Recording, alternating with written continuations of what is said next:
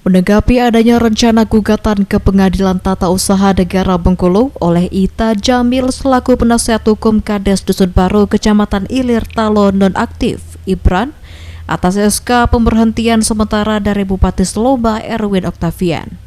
Kuasa hukum dari pemerintah Kabupaten Selomba Hartanto mengaku hal tersebut hal yang wajar karena sudah hak dari mereka.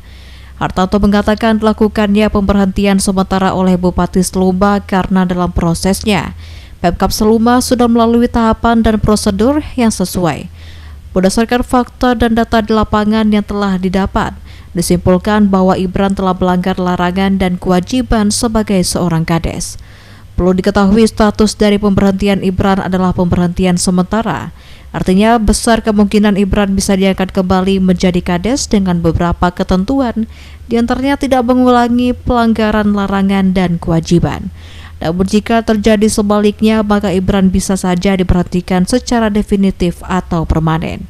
Sementara itu dalam SK pemberhentian sementara tersebut ada 4 poin utama yang menjadi pertimbangan untuk dilakukan pemberhentian permanen, yakni mengulangi perbuatan yang sama, pelanggar kewajiban atau larangan sebagai kepala desa, melakukan penyalahgunaan keuangan kades, dan melakukan perbuatan melanggar hukum lainnya.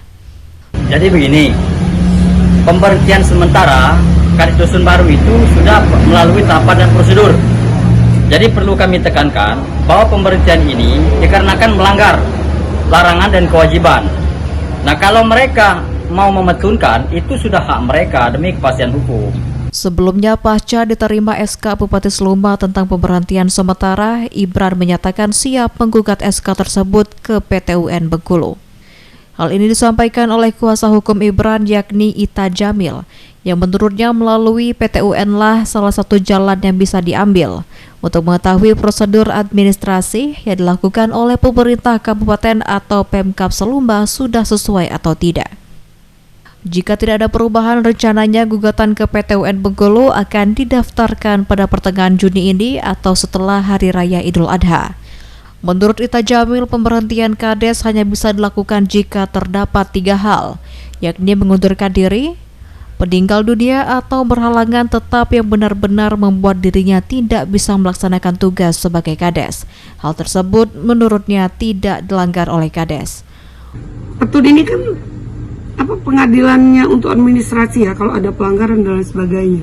Saya pikir ini juga merupakan tempat yang tepat untuk kita bisa meminta petunjuk. Ya, kita ini sudah, apakah ini sudah sesuai prosedur atau tidak?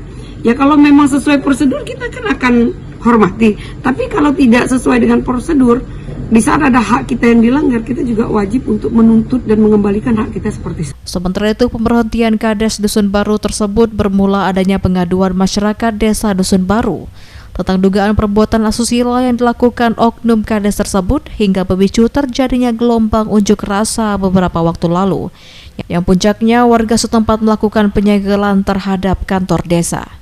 Haryadiono, RBTV melaporkan.